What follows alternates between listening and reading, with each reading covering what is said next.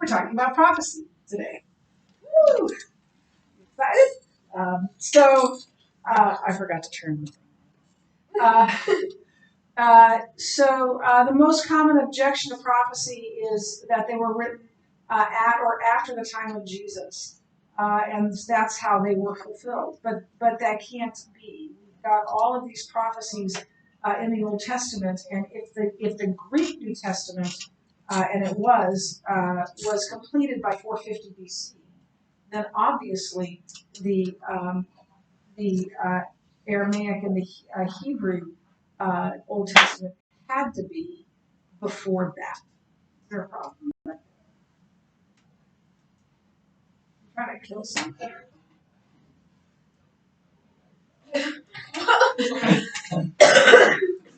I'm just going to go on. I'm just going to keep going. If you fall over, we'll call 911. Yeah, you're welcome. Obviously these prophecies were long before the birth of Jesus, and we're going to look at 8 prophecies. That Jesus was born at Bethlehem. He was preceded by a messenger. He was to enter Jerusalem on a donkey. He was betrayed by a friend. He was sold for 30 pieces of silver. That money, that silver, was thrown into God's house, into the temple, and he was silent before his accusers, and his hands and feet were pierced. We see all of these being fulfilled. That last one in particular was prophesied in 520 BC. And crucifixion had not even been invented. The Romans invented crucifixion. So nobody could have conceived of this idea of having hands and feet pierced. So we're just going to talk about these 8. There are many, many more than 8. But for now, we're just going to look at 8 of them and talk about the mathematical probabilities of this. Yes. Any prophecy that came true about Jesus that aren't in the Bible? Or another old? There are prophecies of Jesus that were known by the Old Testament, by people living in that Old Testament time, knew were prophecies of Messiah. They were looking for Messiah, right? They knew Messiah was coming because of those prophecies. There were some that after the fact, the disciples kind of looked back and hey, wait a minute, that's a prophecy. But I'm not sure I understand. Is that what you mean? I mean, kind of, but like, as we've gone back and like found old manuscripts, are there any that aren't the Bible that say something Oh, about Jesus? outside of the Bible? We are going to talk about that a little bit. Maybe not so much prophecies, but we're going to talk about how outside writings corroborate the story of the Old Testament. But are there any that do make prophecies and that come true?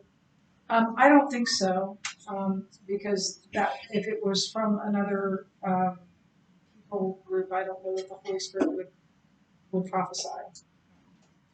Although he talked through donkeys. God's got. He's pretty good. He's pretty good. Yeah. So the first thing I want to tell you is that the scientific threshold for the absurd is 10 to the 50th power. So is that like 10 to the 50? I'm not going to write that. This is like, this is a chance. We'll talk about that. I like it. So the chance that 8 prophecies would be fulfilled by any person living from, I don't know, 700 something BC, from biblical times down, would be 10 to the 17th power. That's it. Yeah, but I put a 1. But I need a 1 later. But I don't need the 1 now. So that should be 10 to the power, or 10, this is the number of 10 to the power of 17. So I'm going to give you a concept model. You're going to take this many silver dollars. What is that? Because you looked at it and that's just crazy. That is 17 zeros? Oh, I counted them. Yeah, but what does that mean? Oh, I thought, well, cause They count a lot of that's zeros. thousands, millions, trillions, quadrillions. Is it? Oh, billions. I missed billions. Millions, billions, trillions. It's quadrillions. Yeah. Okay, so it's 100 quadrillion. 100 quadrillion. Okay, 100 quadrillion. So we're going to go out and we're going to get 100 trillion, no, quadrillion silver dollars. And we're going to mark one of them out of all those. And we're going to cover the state of Texas with silver dollars. And we're going to throw that marked one in there somewhere. I don't know where. And that will cover the state of Texas with 2 feet of silver dollars. So about knee high in silver dollars. The chances that any one person, or excuse me, that's not that. The chances that a person would pick up that silver dollar on the first try, and they're going to be blindfolded. They may need a helicopter. Maybe they want to walk it. I don't know. Texas is a state. But the chances that any person would pick that up on the first try is 100 quadrillion, is 10 to the power of 17.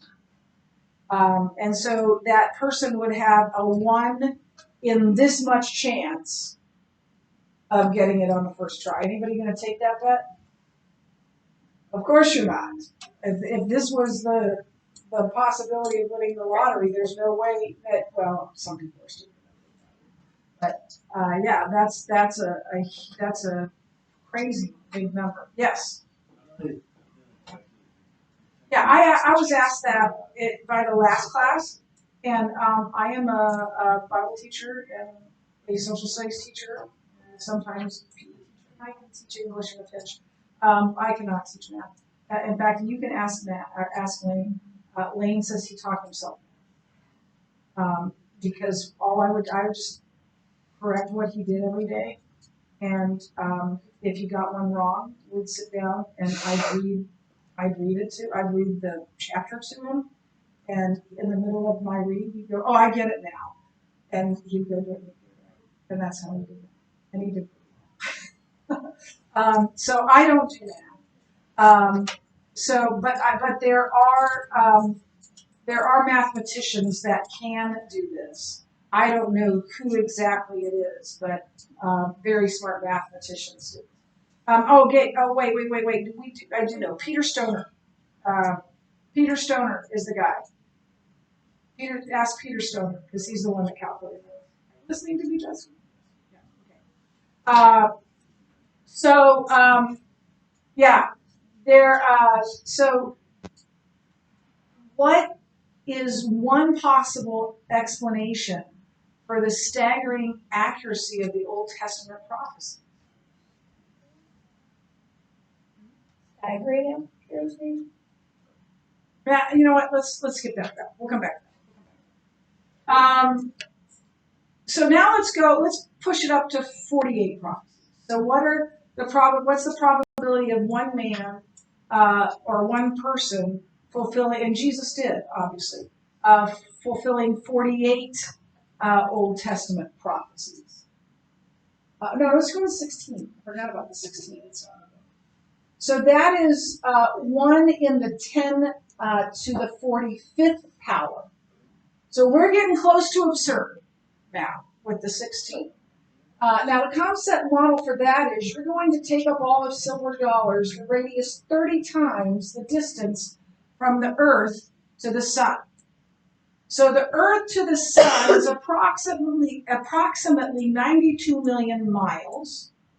You times that, you multiply that by 30, and now you have you have a ball of silver dollars almost 2.8 trillion miles wide. And the probability of one person fulfilling all 16 prophecies is one in that vault.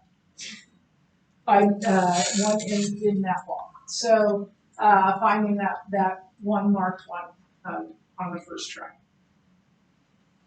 Someone had too much time on their hands. Yes, but I'm glad they did. So now let's go to 48 prophecies. For one person throughout history, fulfilling 48 prophecies would be 10 to the power of 157. And that is more than 3 times absurd. That is, there is no concept model for this. We literally can't picture it or conceive of it. There are 10 to the power of 7 seconds in 10 billion years. The total atoms in the universe, don't ask me how they do this. I don't know. I'm just believing the scientists that do this. Is 10 to the power of 66. The total particles is 10 to the power of 80. So the concept model for 10 to the power of 157, there isn't one. It is bigger than we can grasp. A lot less than that is right. So this can't be a coincidence that this one man fulfilled all of those prophecies. And so for anyone to fulfill 48 biblical prophecies is scientifically absurd, yet that's exactly what the Bible tells us that Jesus did. And that is why the second question is, could man without God have written the Bible? The chances that they could accidentally come up with 48 prophecies that would be fulfilled by one man is astronomical. And that could not have happened apart from God. Apart from God, it just isn't possible. So all of this, I say, to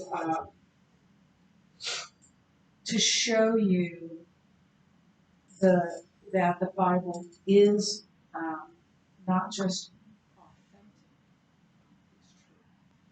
it's true. Now we're going to move on, I think. Here's the conclusion. For anyone to fulfill 48 biblical prophecies is scientifically absurd. The Bible reveals Jesus. I'll go. It's when Christians.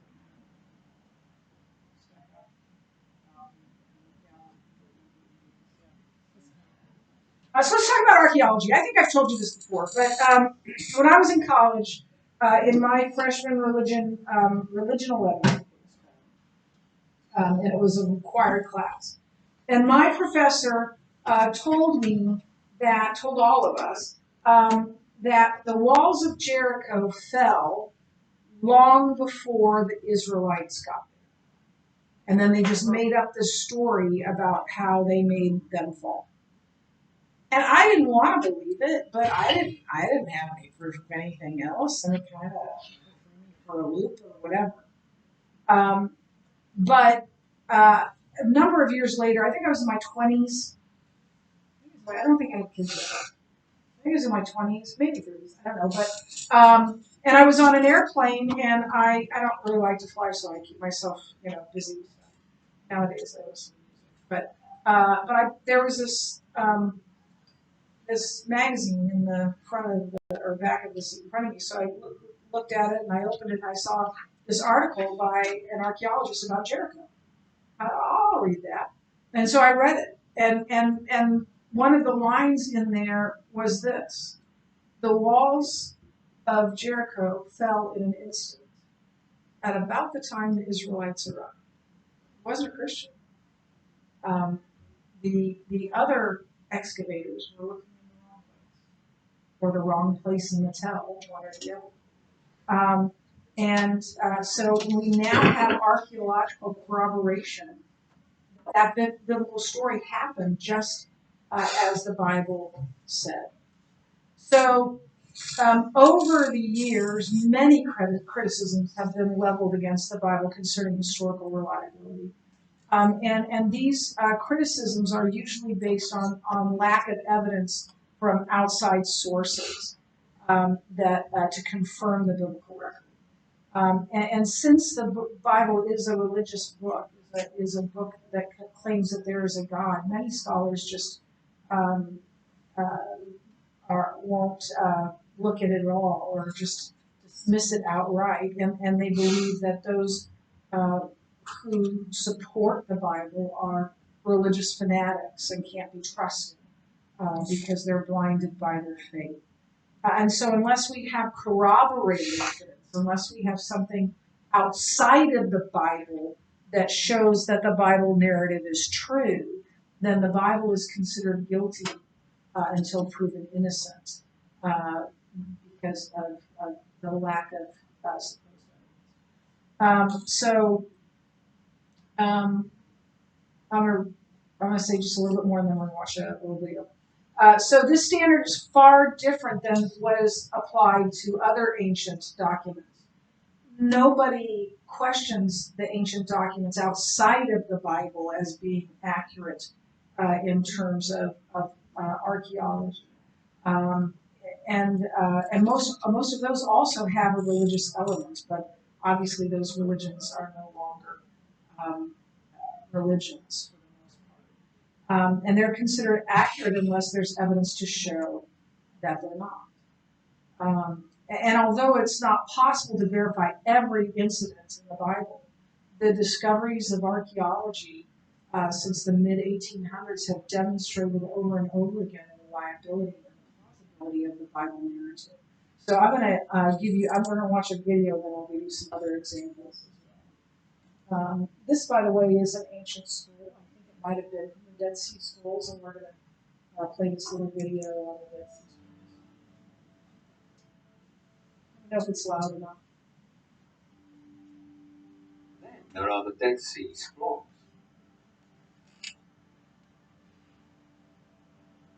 Maybe you've heard the fascinating story of how a Bedouin shepherd boy was out with his flock along the cliffs on the northwest side of the Dead Sea.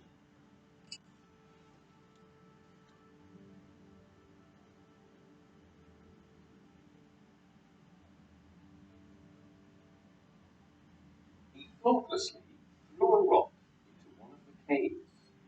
He hears something break. He investigates and finds ancient scrolls stored in large pottery jars.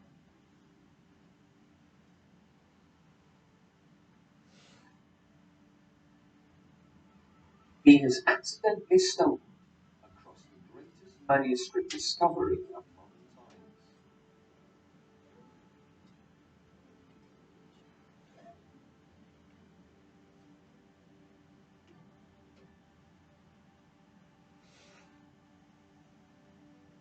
Many of these scrolls date back to before the time of Jesus, and they include copies of sections of every Old Testament book except Esther. There is an almost complete copy of the book of Isaiah. Up until the discovery of the scrolls, the oldest available copies of the Hebrew Scriptures dated from around AD 900. The Dead Sea Scrolls provide a Hebrew text that was 1,000 years earlier and would show how much the text had been corrupted and changed over 10 centuries. It was a priceless opportunity to see if copies done so much later matched earlier copies that were, of course, that much closer to the originals. So just how well had the scribes done their job over so many generations? Scholars analysed and discovered that there were some differences. That is not the surprising part. What is surprising is that there were so few differences, and that they were primarily on small matters, such as spelling variations. This is so amazing that it would almost seem impossible. The first ancient Qumran texts led to just 13 minor yet clarifying alterations in the modern Revised Standard Version of the Bible. So we have this discovery of the Dead Sea Scrolls that corroborate um, much of the Old Testament. There were parts or all or complete scrolls of every Old Testament book except for Esther, which is interesting because Esther was disputed, partly because it was about a woman and partly because, probably mostly because God's name is never mentioned. It's not a particularly religious book at all, which makes it interesting. And maybe that we don't know about it. But these scrolls, what was amazing about them was that, as I told you yesterday, that there were differences, but none of them changed a single doctrine of Judaism. And I think there was, I didn't say there's, I think there was a New Testament book in there some, as well, and I can't remember which one. Isaiah's Old Testament. But it helped out greatly to see that the Bible we hold in our hands is the same as the Bible that was written, and so it is authentic. Yes. What year did they say that the Dead Sea Scrolls were discovered?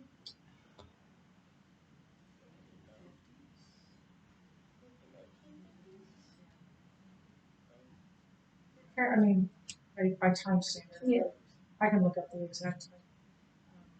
But yeah, so here's some other archaeological tidbits. So the discovery of the this discovery of the clay tablets at Elba in northern Syria in the 1970s has shown the biblical writings concerning the patriarchs to be viable. These documents were written on clay tablets around 2300 BC. They demonstrate that people and places named in the Pentateuch in the time of Abraham and Isaac and Jacob were genuine. That the accounts were genuine. But people had said, "Look, we haven't heard about Canaan. There's no Canaan anywhere." And in these non-Jewish writings, ancient writings, Canaan was named.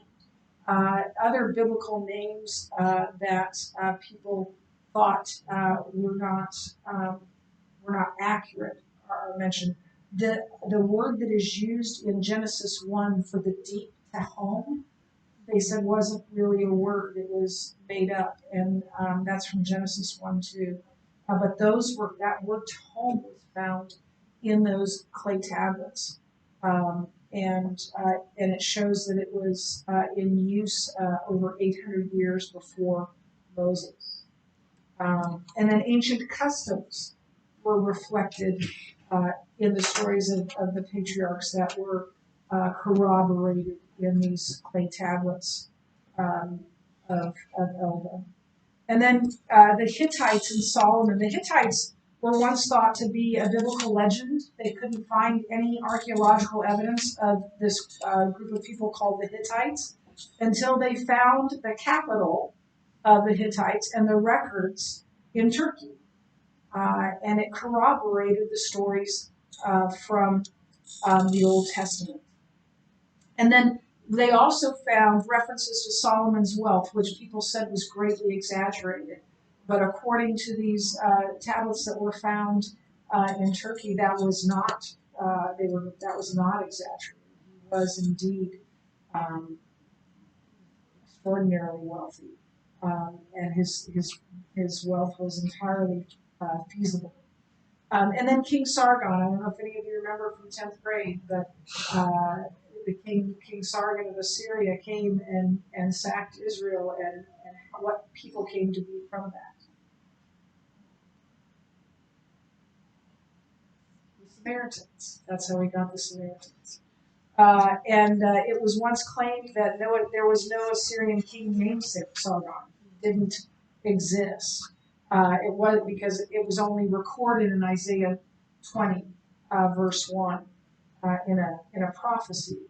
And so they said that's not good enough. There was no Sargon, but then his palace was discovered, and records on the wall talk about Isaiah 20 and his capture of a place called Ashdod, and it was recorded on the palace walls. And then King Belshazzar, he was a king of Babylon, and he's the king that made Daniel the third highest person in the land. And it was believed that there was no King Belshazzar, that was made up by the Hebrews, by the Israelites. And the last king of Babylon was Nabonidus, and there was no king after that, so there couldn't have been a King Belshazzar. Then tablets were found that named King Belshazzar, who was Nabonidus' son and co-regent, co-king. So he definitely would have had the power to make Daniel the third most important person after King Belshazzar and King Nabonidus. And so here we see the biblical record being corroborated yet again by sources outside of the Bible, non-Jewish sources, non-Christian sources. And then we have some other findings. This is the ossuary of Joseph Caiaphas. Who's he?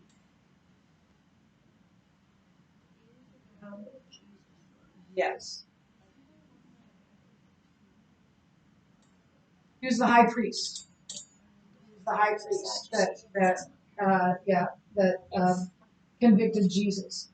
And he lived from AD 18 to AD 36. This was discovered in 1990. And I think I've explained an ossuary. I think I explained it to you when you were sophomores. But the burial practices of the Jews in those days, the tombs were not in the ground.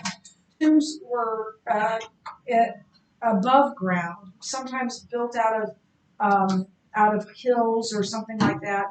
And inside that tomb, they'd have something that over the front. It was an open door with, in some cases, a rock or a rolling circular piece of stone. And then inside there were there's like a front room and a back room.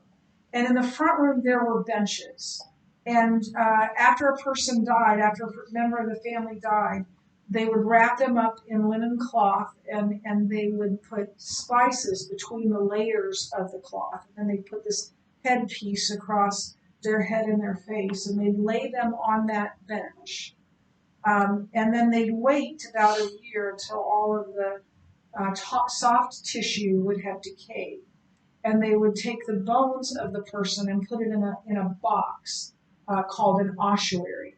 And the back part of the tomb had these niches in the wall, and they would put that ossuary in the niche. And many times they'd have multiple family members in that ossuary. And in this case, there were multiple family members, and that's Caiaphas written in Greek on there.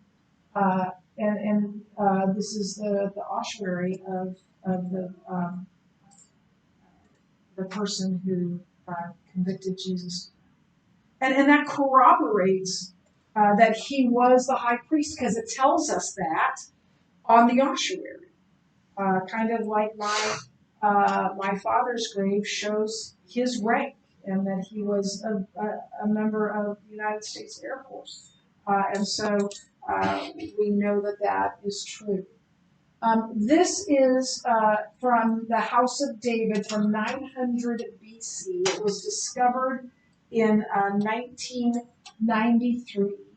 And it was of David's house. And then these are the bones of a crucifixion victim discovered in Jerusalem, first century, and it shows that the nails were pounded into the hands and the feet. Some people have said, no, they didn't actually do that. They hung them by ropes. They did sometimes. And that took a really long time. But the nail went through the wrist and the feet and up high on the feet. Okay, so here's some other things. This is from Eusebius of Caesarea. And these are some extra biblical historical works of literature that confirm the reliability of Scripture. And so here's Eusebius of Caesarea. He lived from AD 263 to AD 339. And he wrote Ecclesiastical History. That's the name of the book. So he wrote an early history of the church. And he preserved the writings of Papias, who was the bishop of Hierapolis in AD 130. Papias was Eusebius, let's start with Eusebius. Eusebius was a disciple of Papias, and Papias was a disciple of the Apostle John. So the Apostle John, I'm going to read this to you, and then I'm going to talk about it. The elder, Apostle John, used to say this also. Mark, having been the interpreter of Peter, wrote down accurately. So this is actually Papias. The elder Apostle John used to say this also. Mark, having been the interpreter of Peter, wrote down accurately all that Peter from the Bible mentioned, whether sayings or doings of Christ, not however in order, for he was neither a hearer nor a companion of the Lord. So Mark was Peter, of course, but Mark wrote down faithfully what Peter said. But afterwards, as I said, he accompanied Peter, who adapted his teachings as necessity required, not as though he were making compilation of the sayings of the Lord. So then Mark made no mistake writing down in this way some things that, Peter, mentioned them. For he paid attention to this one thing, not to omit anything that he had heard, nor to include any false statement among them. Here's what this is saying. Pius is saying that John told him that Mark, not the Mark in the Bible, John Mark, wrote down faithfully all of Peter's recollections, eyewitness recollections. So John was the apostle. His Padawan, his disciple was Papias, whose disciple was Eusebius. So I was told a story from my mother about my grandfather, that he argued, he was a lawyer, he argued a case, and he argued it to the Supreme Court. Went up, it kept getting uphill, and he ended up winning that Supreme Court case. It was a custody case. It's kind of interesting. Do you think that I am a reliable source for that story? Why don't you think so? Yeah, but I heard it not from someone else, from my mother about her father. So you don't believe what your parents tell you about Well, you're only like, I'm definitely reliable because I have the court case. You're only like a But I think generation. that- Yeah, you didn't say that part. No, but But but that's not talking where about like generational, like the stories can get distorted as you go down. It's like playing a But game of it's- telephone. Yeah, but she's only like 2 Yeah, generations. She's but not like if I said something, it could be like me saying something to Lorelai, who said something to Colin. it's like That's really not close. I mean, I knew my grandmother. I knew my grandmother. It's not generations, generations, generations. That's what I'm telling you. The gospel, it's close.